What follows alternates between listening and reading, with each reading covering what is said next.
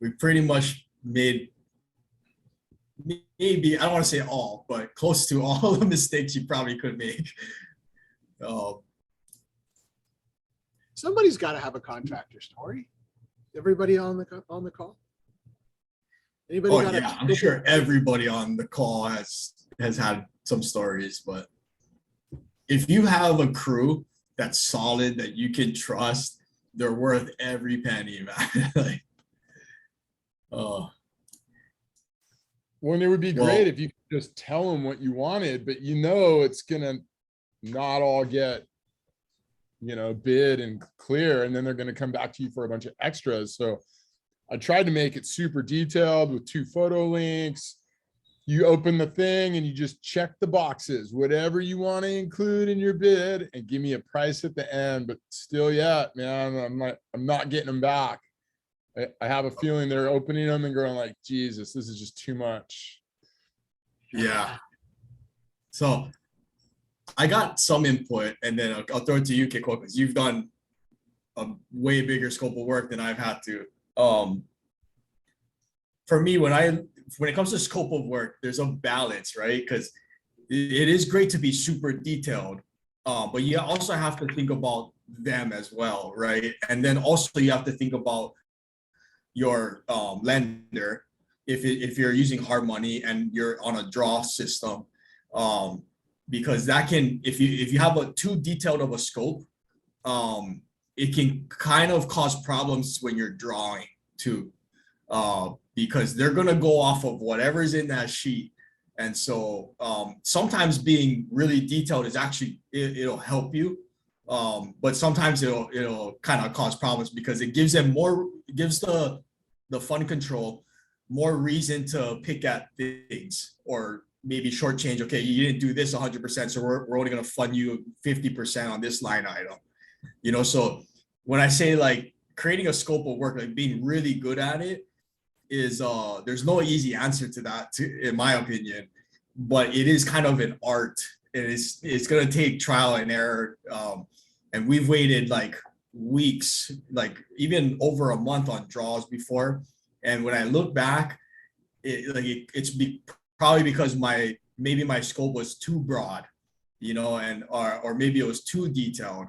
So finding a nice balance is where I found is best when it comes to maybe just single family, anywhere from, if we're building ground up to 8 units. Anything more than that, we'll probably have to get maybe Kikola's opinion on that. How about Dante? You want Dante to chime in? I see that he's done quite a few projects. Of course, Dante's done a project before, yeah. Dante's probably having lunch and he's like, "Bro, don't call on me." He's like, "Bro." He's like, wait, I was just gonna start putting their name in different.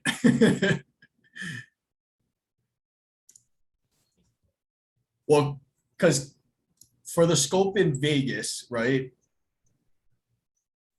Let me just make sure I give Dante some time. Daniel, I'm here. Dante. Oh, Dante. Nice image, bro. I like it. That's his NFT. I think he must be on the road. He comes in and out, it looks like. Yeah. I'm kind of in and out. I don't know if it's my reception or my phone. Not sure. Did you hear the question? In case you're able to respond, Roderick's doing a project in Florida. He's got a 80-page doctrinal statement. It's 8-page scope of work, which is, I'm teasing him, but it's impressive. What have you done in the past working with contractors when it comes to scope of work, and how have you balanced between being highly detailed, but then yet also not overly intimidating? I don't know. That's a good question. Well, and Dante, you used to fund yours with all private money too, right? So you didn't really have a drawbacks or. Yeah, I didn't have. Yeah, it was all private money. So mine was just as they needed it. I gave the money as they needed it. Like, yeah. So mine was like half in the beginning and then half at the end. Maybe Daniel. Roger's question about scope of work. How detailed does it need to be? What have you learned through that? This is a Are you great talking topic. about for the contractor or for the lender? Overall for both, because you have to consider kind of both, right? I think like I mean, like obviously like the more detailed is always the better. It's just a matter of like how much time you have, I think. Yeah. So I think like when I was first starting, I need nothing. So then like my scope of works are like terrible. But I think the more you kind of collect and you kind of look at what things cost and what other guys kind of put inside their scope of works, it kind of gives you a better idea of what you need to kind of put in for yours. And then what you basically can take somebody else's scope of work and just like basically reuse it and just adjust a little bit, right? It's okay. I mean, but then basically it doesn't have to be like too detailed. It just has to hit all the main parts that you need touched, I think. And so it also matters on your relationship with your contractor. I've noticed for certain contractors, if you don't tell them exactly what to do, then like they won't do it. Even like small things, like it's like that's obvious too. So it does matter on who your contractor is, but in general, I think as long as you're hitting all the main parts you want to hit, and then just as detailed as you can, the more detailed the better. But if you don't detail it and then like they don't do it, then it's kind of on you. So hope that's helpful. Maybe it's not. So basically what you don't want to hear is the more detailed it is, the better, the more work it is for you. And so like it's up to you how much effort or how much risk you want to take in your scope of work. That's good, Daniel. I like it. How many, what's the biggest size project you've done with a contractor in terms of budget? I think like 250, I think. So Nice. Roderick, how much is the budget for yours? 77. 77. Nice. And so are you going with, how did you find the contractors? I stood in front of Home Depot and met people for 3 hours one morning. I've called realtors, Google, Yelp, Facebook, private groups in Daytona. Like I have a whole Excel spreadsheet. I'm keeping track of who I've talked to, who's responsive. I kind of rate them and like, like I'm trying to be like pro. I want to be like Daniel. Like, come on. Wow, brother, you got more initiative than some of my single desperate girlfriends. That's amazing. Like going all over, meeting everybody. I like it. Well, I'll add a couple thoughts. So our 160 unit, our scope of work actually was 80 pages. So I was teasing you, but at the same time, sometimes detail is important. The good thing about detail, as Daniel alluded to, is that you don't end up standing at the project like Corey and I have done. And we're like, what do you mean you're not putting in doorknobs? And they're like, well, it was not on the scope of work. You're like, well, freaking doorknobs is part of a door. You've got to have a doorknob. And they're like, well, it wasn't on the scope of work. And you're like, well, all right, we'll go buy doorknobs, right? Daniel, right? Amen to that. And then, so I mean, there's just lots of situations where if you want the contractor to do it, you got to put it down because they operate like a recipe. If it's not in the recipe, they're not going to put it in, right? So you won't see that. Some contractors, I've got a guy here in Vegas who he's just awesome because he gets it. So he kind of has a budget and then he just goes to town, and when he starts to run out of money, he lets me know, but we don't have to do a detailed scope of work because he knows what the end product needs to look like. But we've done with him probably at least 20 or 25 projects of fourplexes. So that's like 100 units by now. So he's got our system and style. The contractor we're using on the 160 unit never worked with these guys before. And they came highly recommended, which I don't necessarily weigh very heavily that they're highly recommended. My biggest criteria is, do I get along with you? And do I feel like you've got the intuitive smarts to work with us? Because I don't want somebody who's literally like, you never told me, I'm never gonna do them, and you're just like, come on, like this is common sense. I need you to, be there. But then at the same time, I don't want somebody, and Corey and I have had this too, where people just spend money like crazy that we don't even know about, our contractors. And then all of a sudden we get a bill and we're like, bro, what do you mean you need another 100,000? Like we just gave you 100,000. What did you do with the other 100,000, let alone another 100, right? So there is a fine line. I think what I've discovered is that when it comes to big projects, our budget, I think on the 160 units, just over 4.2 mil. So it sounds impressive, but it's not that big when you really think of 160 units repeating itself. But in order to save money, we had to go more detailed, because the more detailed you are, the more money you save, which is really odd.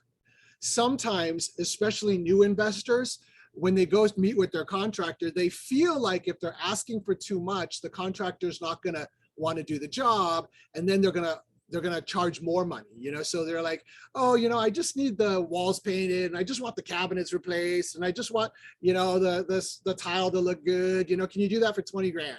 The contractor looks at it and goes, I could probably do that for 20 grand. But then that investor wasn't truthful, because they also want all the baseboards, they want LVP, they also want the exterior. And then later they get disappointed because the contractor went over budget. Because initially the investor's like, I need to keep it in my number, which is 20 grand. But that's not realistic with the vision of what you wanted for the project. I don't know if I'm talking in circles or not. Is this helpful at all? No, it's No, those are great points. I think like the more kind of like, there's a lot of like small things that I think that you gotta like be clear on. I think like baseboards or things like even the fixtures, like who's buying the fixtures. And I think whenever you have like any kind of design things, I think typically you either want to buy them or like exactly pick them out, because otherwise, if you let your contractor just be creative however he wants, then like you might get mismatched like doorknobs or something, So the more like, I think maybe even just like saying like, hey, we'll purchase all the either the tile, the sink faucets and the doorknobs, the lights or the mirrors, those things, like it'll make your like it'll be less ambiguous, and you'll be like less room for the creative aspect of the contractor. So the less creative he can be, then the better. I think in general, like when it's just like a general, he has like the main parts done, but then like you're in your scope of work, you're just like, you're gonna install this, you have it all budgeted for, but then like it's like, hey, I'll pick this out, or I'll purchase this, whatever. I think that'll go a long way to kind of like getting the end product that you want, or you had envisioned in your mind beforehand. Yeah. I totally agree with Daniel. I know we're going kind of long on this, but this hopefully is helpful for somebody else. But Rodney also, Roderick, not Rodney.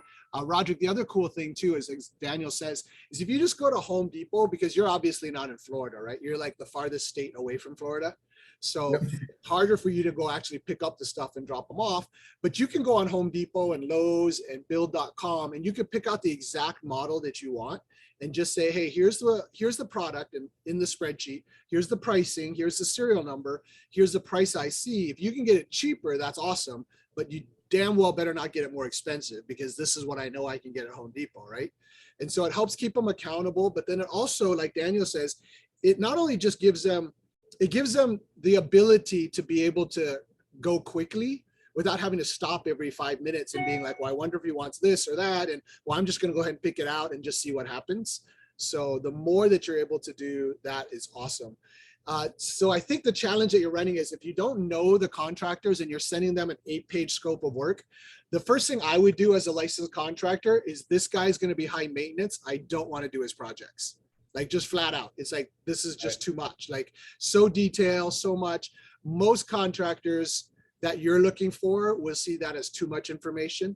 You go to like the high-end contractors that build sky rises, that they love that. They're like, okay, now we're not dealing with a rookie investor who's going to write on the back of a Starbucks napkin the scope of work and expect me to do the whole thing. So the opposite is true with what you're doing. You're trying to find, and I'm guessing because you said you started interviewing at Home Depot, you're trying to find the cheapest contractor you can that can do the work, but also do a good job, right? So from that vantage point, I think in some ways, if you're able to do a 1-page executive summary and maybe have a couple photos of what you envision the end result would look like, so off of HGTV or something like that, because when I talk to a contractor, all of our units basically look the same, right? We've got agreeable gray paint from Sherwin-Williams. We got 5-inch baseboards. We got white, I mean, it's just like, it's the same thing.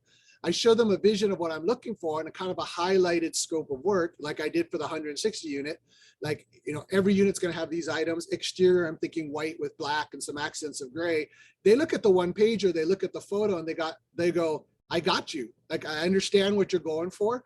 And what you communicated in a photo just eliminated 8 pages of having to wade through it, right? So I'd say that's a good first step as an interview.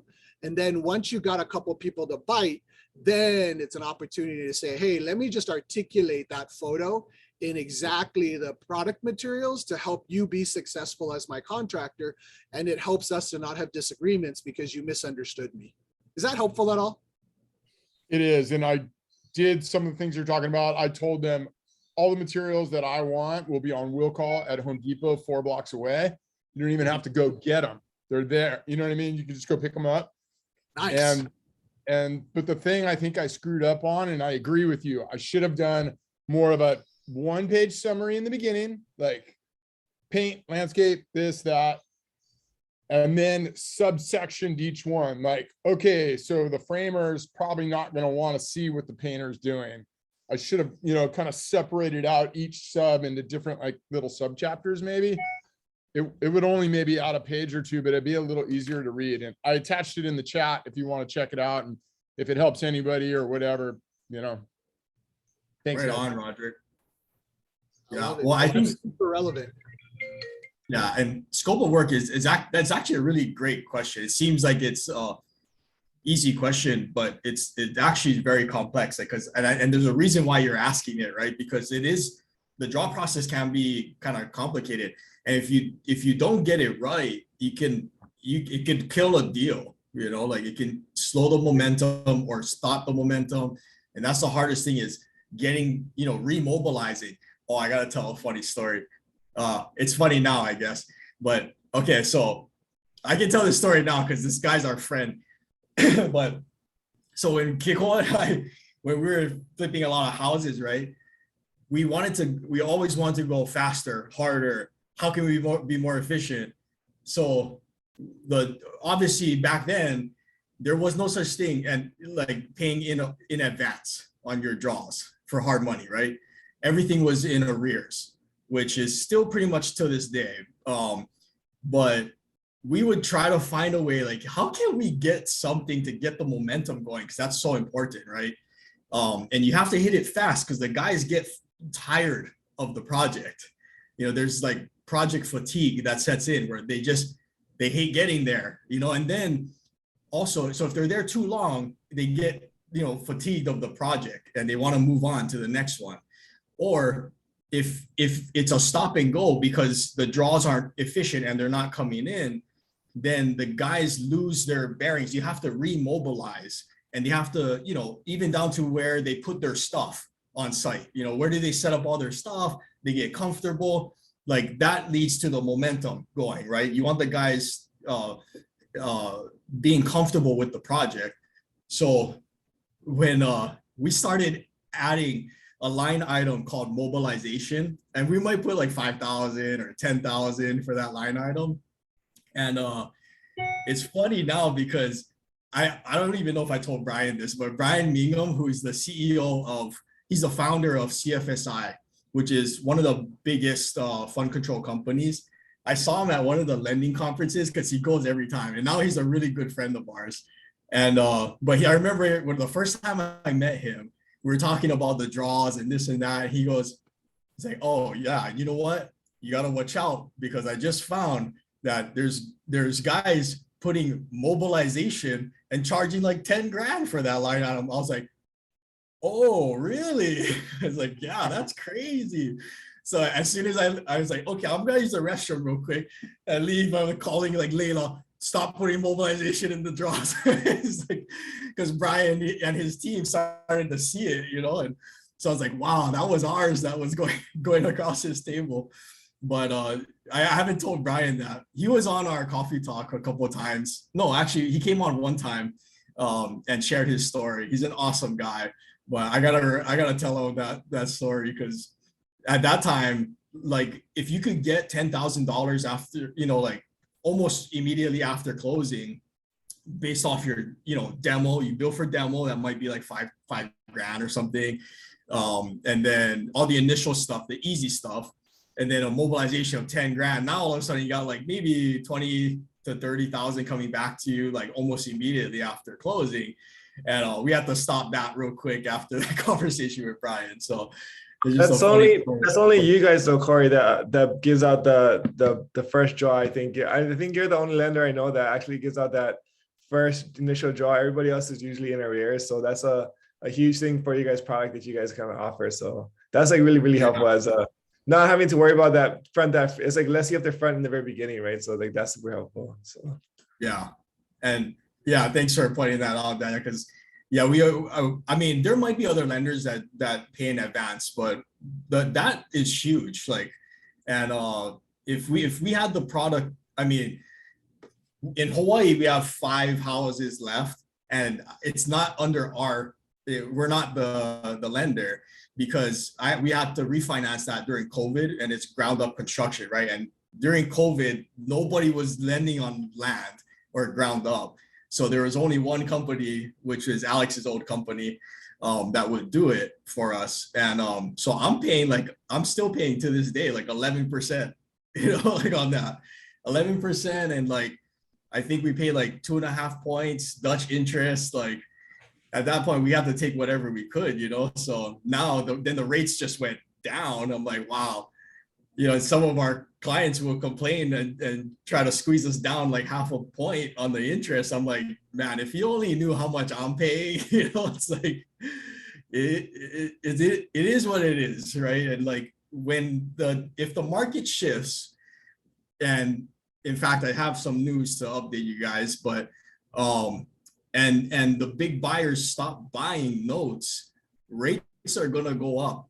And maybe it'll go back to what it was before, 15%, 3 points. That's the minimum for a bridge loan, maybe 65% of the LTV. So just be prepared. Like it's if you're just starting in now and you're getting used to the leverages, like the high leverages and the low rates, like 9% or 8.5% might sound high today, but I mean, it may hit double digits, so just be prepared. Anyways, we went super off track with that one, but to get started today, well, why don't we open it up for leads, needs, and good deeds? Does anybody have anything?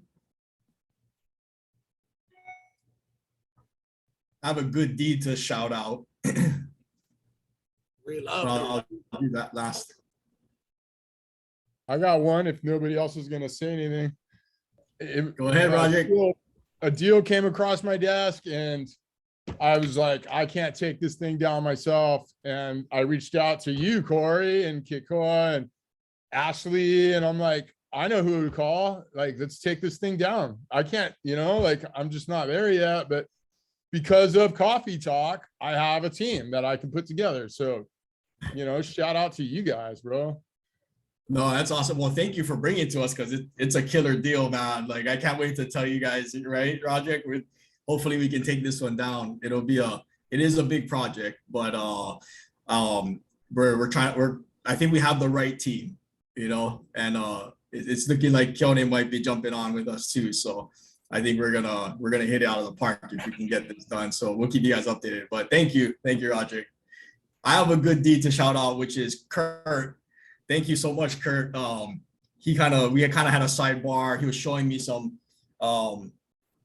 things he does for like some data mining and stuff, and it was like, I don't know. I can't say thank you enough. Like this call has really cemented new relationships for us that I know will last probably till the end, till my end, So I'm grateful for everybody that comes on every Friday and helps each other out. So thanks to all of you guys, and thank you, Kurt. Nobody got deals. Nobody has cash they got to deploy. Can you explain the data mining thing? Like, I don't understand. I know you were looking for data last time and like skip tracing people on the island here. Is that what you're referring to? Yeah. So I just got off a call with one of our mentors. His name's Mark. He used to own Jordan Capital before he sold it to Blackstone, and such a great down-to-earth guy, but he's been there. He's already won the game, and he is one that the first thing that he asked us when we first talked to him, because now he buys other funds.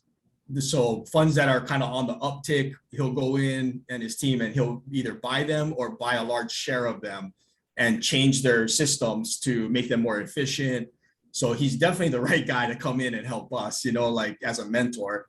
But the first question he asked us was, what type of technology do you guys have? And I was kind of like, we have Podio, like we're using Podio at the time. And so he was like, okay, what is that? It's like, oh, it's like kind of a CRM. It's very, you can kind of develop it into your own. And he's like, okay. But he was talking about mining data, because he said that that's how they really got traction. And so a lot of the things that it came up today on the call again about what type of technology do you use. And now we're proud to say, we do have companies like PropStream, Reonomy, and IDI. He mentioned IDI is a skip trace system that he uses because you can skip trace in LLC, which not many, like with most skip trace companies don't go that far.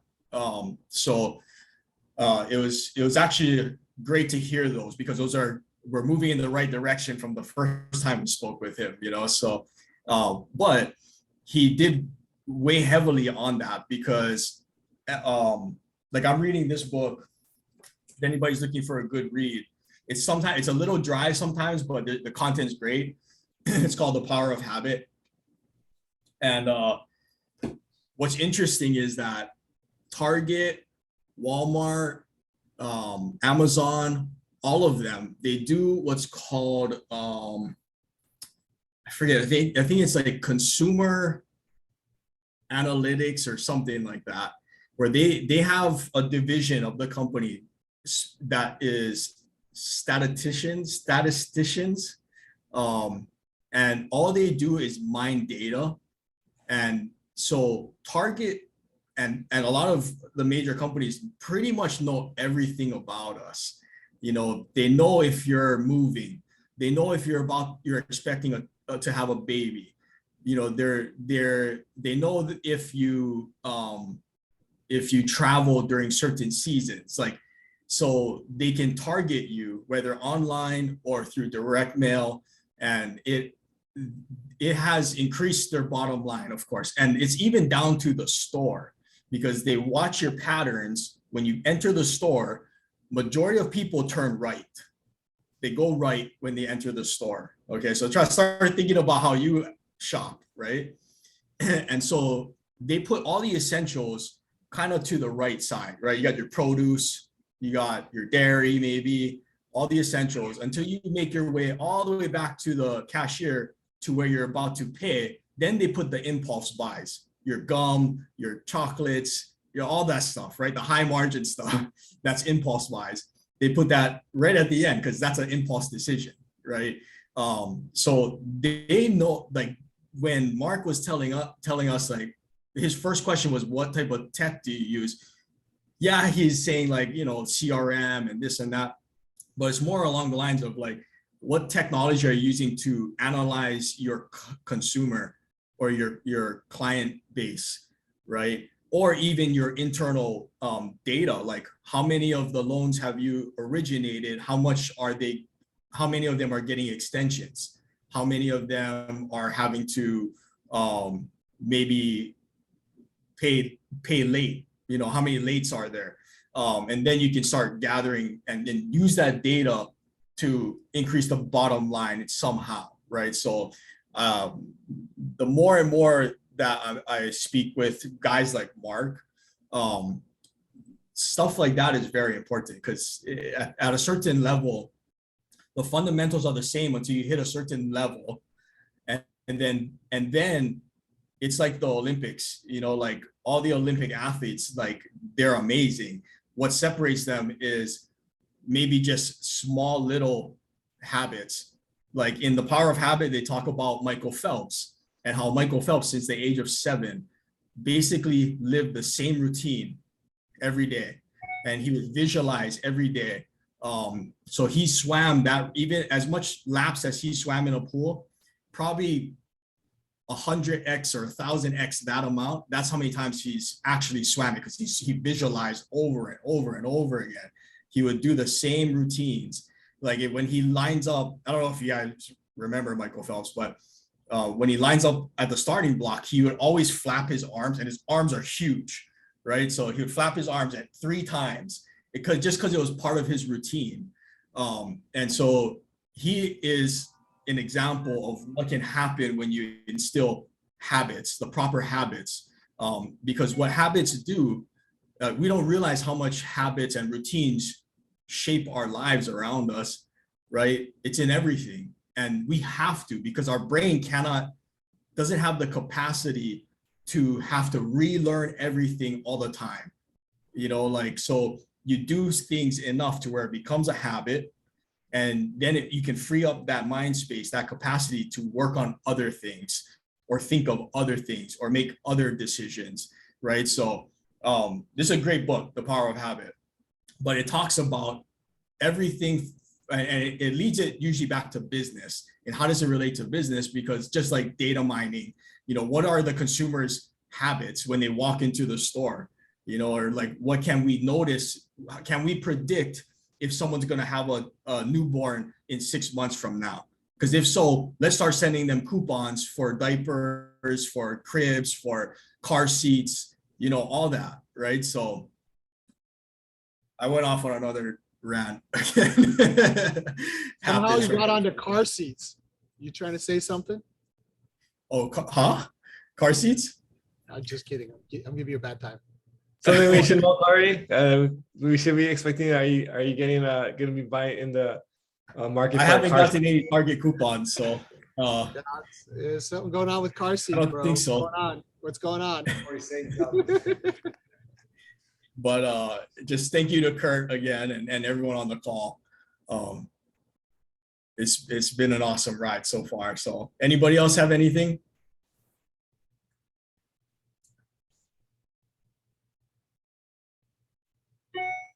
Okay, batch stage is about to go AI. Wow, nice, Tay. Cameras are going to watch traffic at a home, and once traffic stops, it'll. Oh, wow. No way, crazy.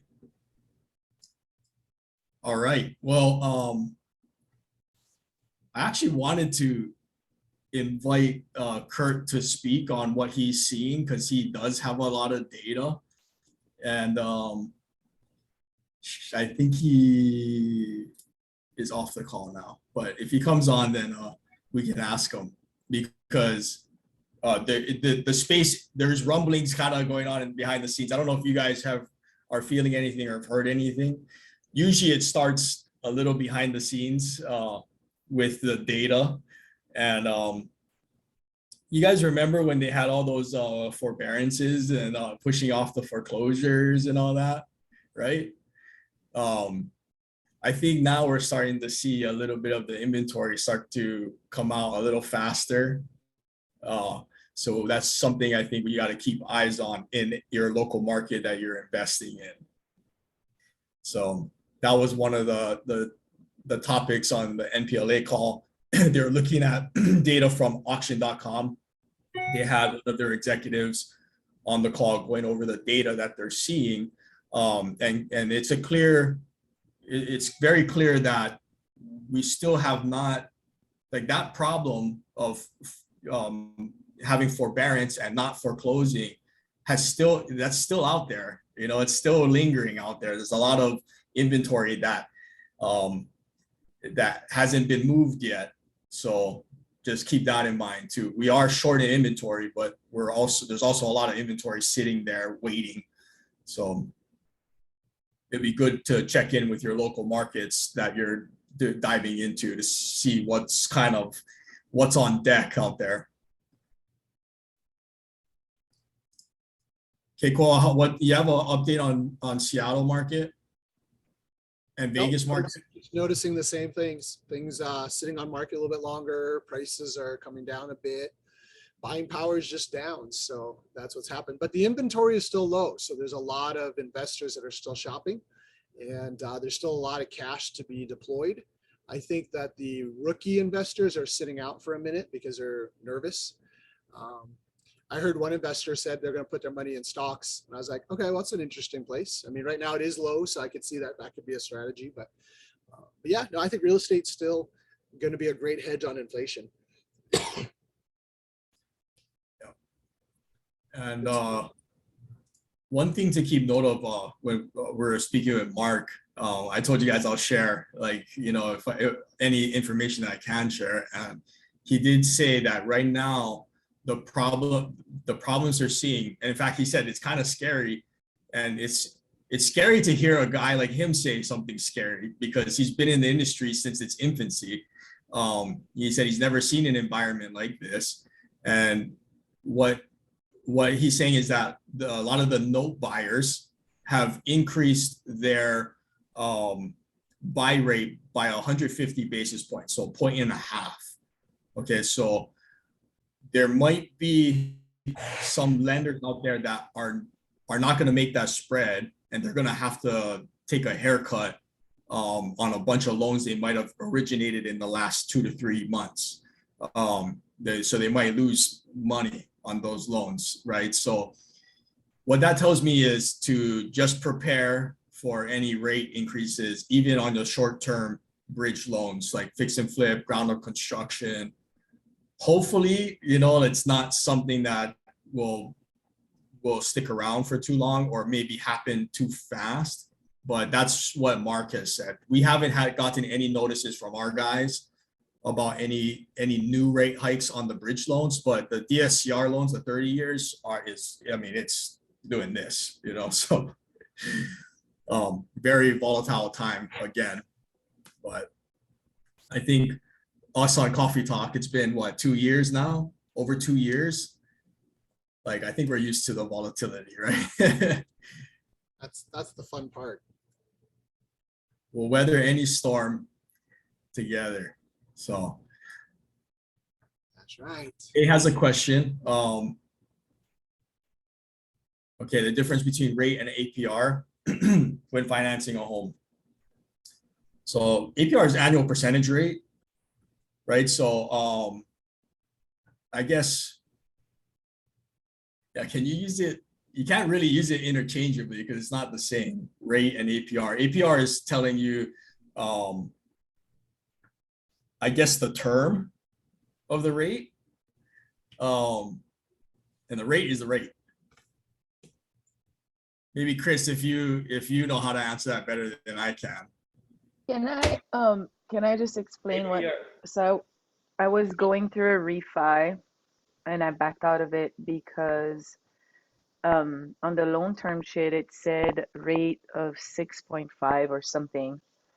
And then I spoke to a loan officer friend and he's like, wait, your rate is actually your APR is like 8.87 or something when he was calculating the numbers and my monthly payment. So I don't know. I'm like, wow, I thought if I'm told a rate, then that's the APR. I didn't know that it was different. I think the APR might include like someone like the origination fees, sometimes insurance or other fees that you have. So it's the rate is like the base rate of what you're paying just on the interest only. But then the APR would include other fees that are included. So your total actual amount is going to be higher because like the APR includes those extra things. And so you calculate that into like the loan as well, I think so. Yeah, so APR is just for like the first year, essentially. It's an annual percentage rate for your finance charges for the first year. But your actual finance note, whether it's a 30-year note, 20-year, 15, or whatever, is based off your note rate, which is your interest rate. And so if your APR is a lot higher than your note rate, that just means you're paying a lot in closing costs. Are you still looking to refinance? Talking to is it? Sorry. I'm sorry. Yeah. Sorry. Are you still looking at refinance?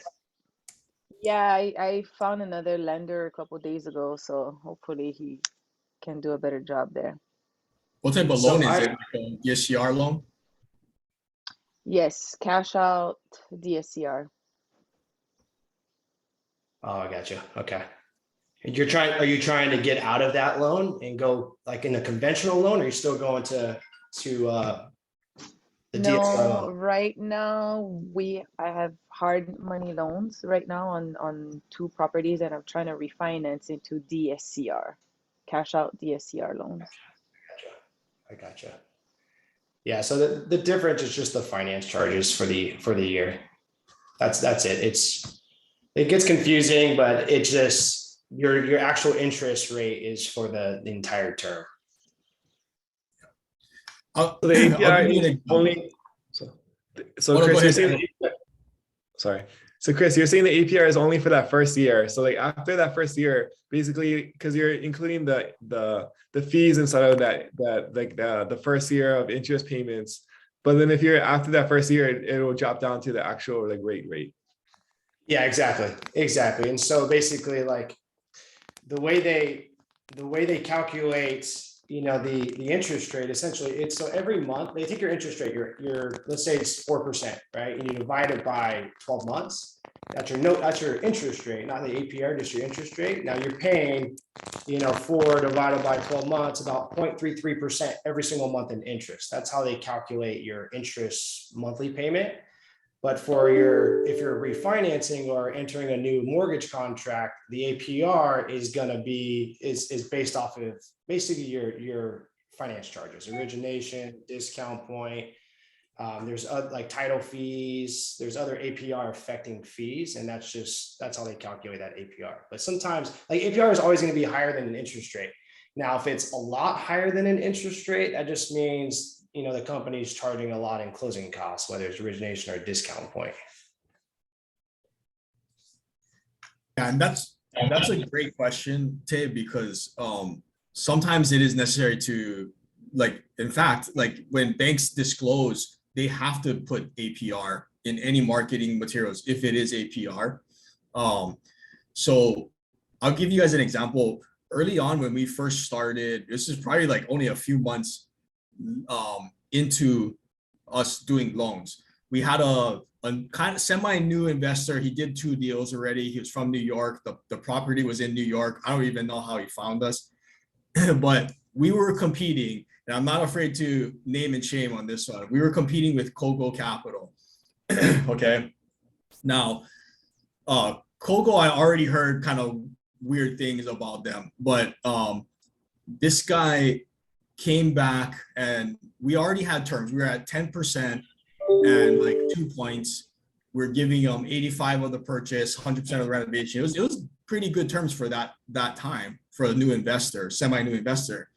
And so he ended up coming back to us and said, "Oh, hey, I'm sorry. I got another, I'm gonna go with Kogo because it was an offer I couldn't refuse, And I asked him, okay, well, what was the offer? Just so that we can get better and, we know where we can be.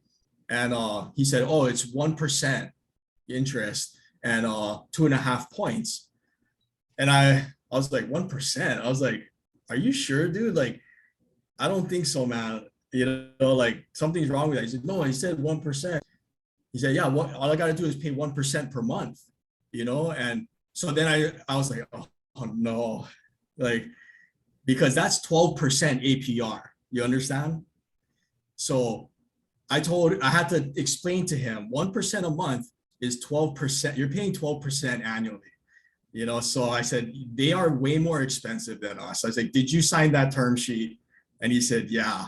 And I was like, dude, I was like, I don't like that they did that to you, but if you change your mind or if another thing comes, if something happens and you need help, call us, because we're at, again, 10%. I think we're at 10 or 10.5 and 2 points. I was like, we're like 2 to 3 points cheaper than them, and like, so I said, like, you got to watch out, like, make sure you understand if they say 1%, you say, is that annual? Is that APR? And like, cause you got to know the term of the rate, and so he didn't understand that. Just to clarify that. So in this particular case, it would be 12% annual, but basically like 13% APR because of the 2.5 points, right? So you take those 2.5 points and you divide that by 12 and you add that to the rate.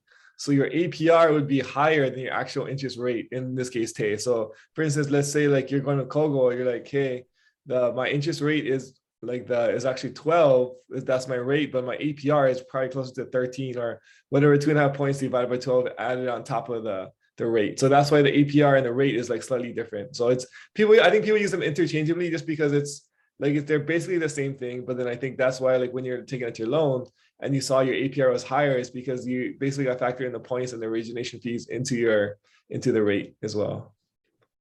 Yep. Yeah, and that's actually a good question to kind of dig in on. That's one that, So yeah. that's good to know, because what's advertised out there is, 5%. I can get you 6%, 2 points. And I'm thinking that 6% is the APR. And after calculations, it's not that, like, anyway. So yeah. Yeah. I thought that was very misleading. So yeah. Yeah. Sorry to hear that, Tay. Yeah. It's okay. We were pretty much at the closing table. I'm like, nope, goodbye. And So then they what charged happened, me Corey? Did the guy 4 go points. with you, or did he stick with Kogo? I never heard from him again, unfortunately. So maybe it worked out with Kogo, but that was a dirty one, and that wasn't the only little trick I've heard come from those guys, like they do the bait and switch and but like you don't really know the problems because they're a big, they do a lot of loans. They're not really in the same circle as us, like they're kind of like out there on their own. I think Lee Arnold is the owner or something, right? Or I went to one of they had like a 3-day seminar for their stuff too, like the kind of like Fortune Boys, I think so. Yeah, so they if I had to sum it up, I think they take the shotgun approach, and like they'll just onboard loan officers from anywhere and any experience. To me, that's a lot of liability from what we've gone through for the first round of loan officers, right? There's so much to know, and just misstating something or accidentally making, sending the wrong number out can get you in, pretty serious trouble if it's not caught early on, so I don't know how. They must face a lot of litigation, I feel, because there's a lot of loan officers out there who are selling for them that I don't think they know. When I went to that 3-day seminar, the way they're pitching it is you're not associated with Kogo. You're basically like an independent loan officer. Broker. I mean, you're just doing your own thing, and you just charge your points on top whoever you're like. So you go to the way that they kind of pitch it was that you go to like an investor circle. It's like, hey, I'm a private money lender. And when people come up to you, say like, hey, I can get you this rate and these points, and they just tack on their points onto whatever Kogo's like has at that time. So basically, they're not officially affiliated with Kogo at all. They're just basically like so in that particular case, there's really no liability as far as like I mean, they're kind of just like a funnel for Kogo in that particular situation. Yeah, I think there's still some liability because they what happens is that they're training them and they train them on probably their product, and if they're not training them on their product, then it's even worse probably because they might be telling the client what they can do leverage wise, rate wise, but until it actually gets processed and through underwriting, so much changes, so if you're not intimately involved as an LO with that lender and their box inside and out, their processing systems, their underwriting guidelines, then there's miscommunication and then there's hiccups sometimes, right? So if you're a broker brokering to Kogo and you don't really know the back end and you don't know the process too well because you got trained a little bit on the fundamentals, what I see is you're trained enough to be just dangerous, and a huge liability. So, and that's why I have to say that I don't know, maybe Kogo never really intended to have a reputation like that, because they did have a reputation to bait and switch, so there's like, oh, we'll give you like rock bottom rates, and then when after your money goes hard and you're like 3 days away from closing, it's like, oh, sorry, it's actually going to be 10%, or 12%, 1% per month. So like The it may, deal. I don't know, because I don't know anyone in Kogo. So and I know how things can be kind of, there's three sides to every story, right? But that seems like, I hope they're not training their guys like that, you know, like it could just be rogue brokers who are just being misleading on their own, and Kogo's the one holding the bag at the end of it. I don't know, but I see a lot of like not so nice things come out of that company. Has anyone had any experience working with Kogo?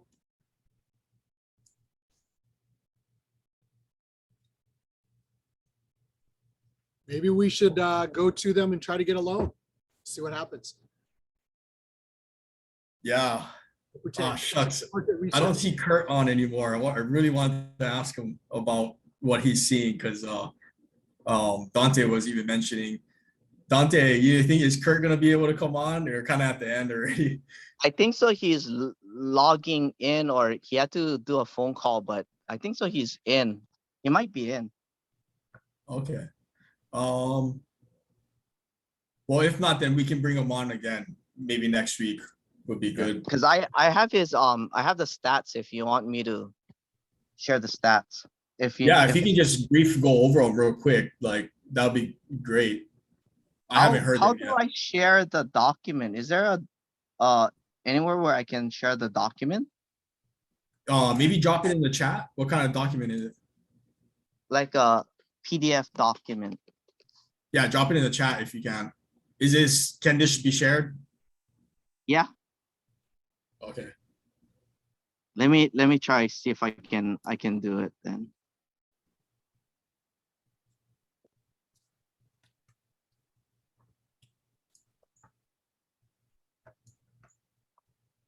Hold, sorry. Oh, Sheena just made you co-host too, if you need to just share screen. Okay.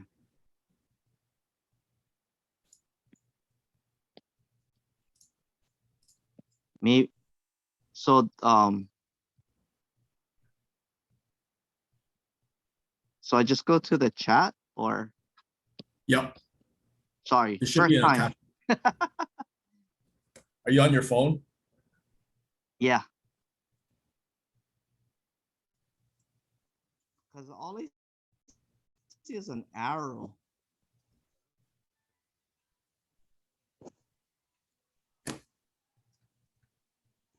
Or maybe share screen, or you can text it to me, or email it to me, or text it to me. Actually, email would be better.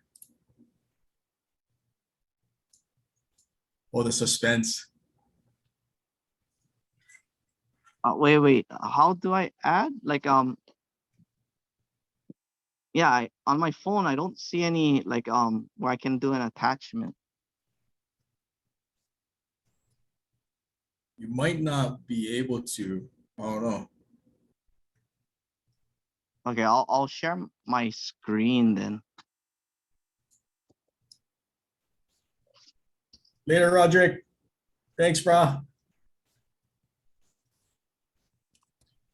Hey, I gotta go run and talk to someone that's coming here. All right, brah. You flying in? You gonna come to Vegas tomorrow? Let's go. Oh, not tomorrow. That's all right. I'll I'll call you though. Take Chris Allen instead. You coming, Chris? Let's go. Yeah, I'm on the way. I'm jamming right now. Yeah. Oh, Ooh, okay. look This at that is chart. interesting. That is nice. Hey, can we get one like this from Seattle and Vegas, Kipo? Do you know anybody? Who puts Title that company? together? A Wahoo Real Estate Report? That is really nice. This is from Fidelity, because Oh, Kurt Fidelity. works with Fidelity. Yeah. try- So these Try are Corey, try email that to me and I'll ask him. Sorry, Dante, go. so if you Awesome. look, like you can see the price changes and everything. Where's Waipahu? Right there. Waipahu went up like 47%. What is that? In the For price? yeah, single home sales. As far like increase. Volume in or sales price? And you can see like the Windward Coast like down, like downtown Nuuanu went down like 73%. Wow. So you can see all the statistics as far as like everything going, you know, like what's going up and what's going down. So windward side, like I guess like Kanyohi and Kailua side, they're down like 50% for the single family homes. 50%. Wait, 50% of what? Like what is? So it's based on the number of sales and then the median volume? price. Yeah, the volume. And then you got the median price on the right side. Oh, okay. So you can see. How come that? So Waipahu, it looks like it's positive 47, but the other ones are Hey all guys. negative. Hey guys. Oh, Kurt. right there. Sorry about that. Yes. I'm at some kind of event right now. So real quickly, this is Oh, you're muted, Kurt. okay. Sorry. So if you guys want the stats, can you guys see me okay? Yep. Okay. Okay. Sorry. Okay. You guys hear me? So if you guys look at the stats, Waipahu is up 49% in April. We didn't get the May stats yet, but it's amazing how Waipahu is at 49. I don't know if it's part of Kunia, Waikele, and Lower. I have no idea. Maybe Dante, whoever has access to MLS, take a look at it. If you look at Hawaii Kai, they're up to, I guess, luxury, yeah. But Evo Beach was down like, I think it was like 6%. But it's interesting how Waipahu, maybe everybody's just, there's no houses in Evo Beach, so switching to Waipahu on that part. So take a look at the stats. Corey, I can email if you can share with everybody. We get all the stats as well too. But if you look at Waikiki too, Waikiki is up too. Kaka'ako, of course. But if you notice on Kaneohe, look at Kaneohe stats. I don't know if it's because of the Bill 41, but if you see on that too, I would take a look, really take a look at the stats. Again, we don't come up with it, we just take it from HBR, we just put it all nice and neat because Corey said he wanted color coded. No, I'm just kidding. He goes, "Hey Kurt, I'm back in elementary day. I want it color coded." Okay, Corey, no problem. So, yeah, I'm just kidding. But yeah, if you look at Kaneohe, the condos are up in Kaneohe. Interesting on that part. So take a look at the negative means that from last year on the month end as well too. Take a look at days on market.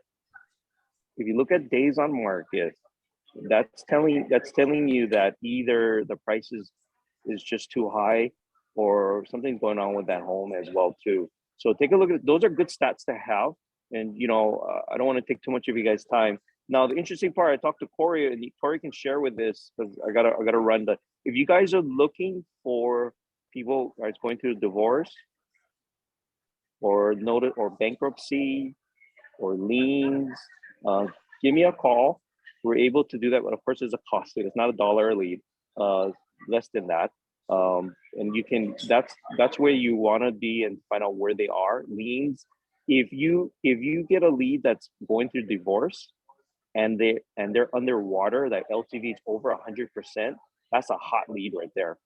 Mhm. Because they're going through a divorce and they have underwater, they got to do something as well too. Bankruptcy, since you guys are investors, is that something you guys look at too?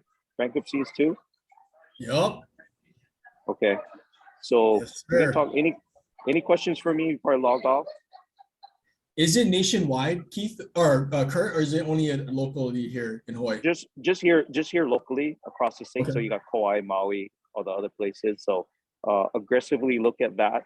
Also too, and I talked to Corey like this, short sales are coming, but it's not like how it was before. But you're gonna see defaults out there too, because I was listening to a call, people with high credit, with good credit, I wish I had good credit, are defaulting on their loans now and their credit cards. They're falling behind. So you're gonna see that trend coming where short sales is gonna become about, and you're gonna see probates as well too. Now, the lead that I've seen is that it shows the case number. So you guys are all investigators for real estate in some way or the other. Isn't that cool? You get the case number and now you can search where it is and who it is and where it's about. I would start getting to know bankruptcy attorneys. Mhm. Introduce yourself. I don't know, drop off Manapua, whatever. Get to know these guys because short sales are coming. And you want to be there to say, hey, we got that. Now, the bankruptcy, you guys do your thing. You can now just be careful if you get the divorce one. Don't say, "Hey, Corey, I'm sorry you're getting divorced." You please be mindful of that. But but at least, because the thing is, here's the interesting part. When you get the list and wherever you are locally on Oahu, whatever, especially on Oahu, park your car, get some exercise, put on your shades, go by the house, take a look at. Don't stand there, take pictures, but take notes. But it looks like you're texting somebody. But take a look at the house. Now, if the house is in divorce or lien, and you see 5 million cars in the house, what does that tell you? There's a lot of people in there not paying rent. So there's something going on in that house. If you see a house, there's no cars in there, and maybe one car, and the house is all nice and neat, it's going through a divorce. So, Corey, that leads to, we can talk later offline, the DST. If you guys haven't heard about the DST, it's a Delaware Statutory Trust, and I'll give you in a nutshell. When you sell your house, okay, the client, both sides, they're not going through a divorce. Well, divorce is perfect for this, but there's normally you get an extra 100,000, whatever, right? And they're like, oh, what am I going to do with this money? Because I worry about capital gains tax. That money can invest it into a property across the country. The mortgage is on there already, and you get a minimum of 5% of return on investment. Let me repeat myself. You get a return of 5% minimum on the DST. It can go to a warehouse, it can go to a nursing home, it can go everywhere across the country. There's some qualification. You must have $1 million in assets. That could be 401k. You guys are investors, so you can combine all your investment properties. If you qualify to $1 million, you can put a minimum of $100,000 into the DST. I'm not the expert, but Corey, we got someone in mind that you want to talk to. But if you want him to come on the call, we can talk. Dante knows about it. He's been to a couple of seminars. Dante, you can talk more about that. But any questions for me before I log off? And that is deferred tax, right, Kurt? Yeah, we'll capital gains tax. Yeah, capital gains tax. Everybody worries about capital gains tax, and it's through so what happens that you open a 1031 exchange. We all know about 1031 exchange, right? You open a 1031 exchange, and the DST will take that money from inland is the hands of the DST, and the money goes into your. So you're not touching the money at all. Right. Got it. So we can talk later on there. Daniel, if you want to schedule a call too, with his name is Troy Wada, we can do that. And then I'm telling you guys, it's short sales and the DST. People are wondering where I'm going to put my money and on there too. But thanks, you guys. You guys have a great weekend. Thank you, Kurt. Talk to you guys soon. That was awesome. Okay, bye. Thank you. Yeah, bye. Kurt is awesome. He just called me out of the blue. He's like, hey, I gotta show you something. I think everybody on the call who lives in Hawaii, could benefit from this. So because they have a lot of data, right? We're talking about data mining and stuff. Like there's literally gold in the data if you can just siphon it for what you exactly need and turn that into profits. So all right, before we log off, anybody have anything before we cut for the weekend? Jojo. Hey, Corey, I get one question. Maybe some people can answer. Yeah, go ahead, Dante. Anybody ever try to like stocks or whatever they have, the capital gains? They ever try to like transfer that over to like a property that's in opportunity zone to avoid capital gain taxes? So I'm trying to see if we need to put it in a mutual escrow account or just purchase it upright. I'm actually not too sure. I know the guy to put you in touch with, who's been on our calls, Austin. Super smart guy. But if does anybody else have an answer for Dante? I kind of 1031. It's like for like. So like if it's in stocks, it needs to go in stocks. Real estate to real estate. Opportunity zones is an exception for that. That's why I think he's talking about. You can actually go from stocks to a property if it's an opportunity zone. So. Oh, gotcha.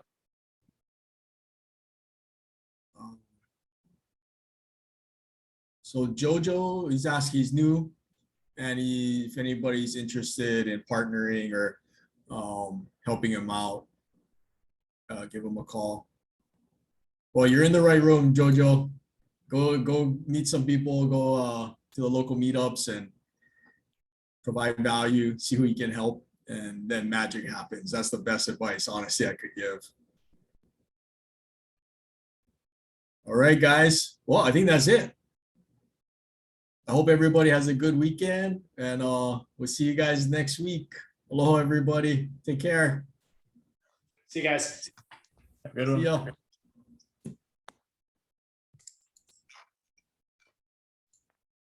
Dante.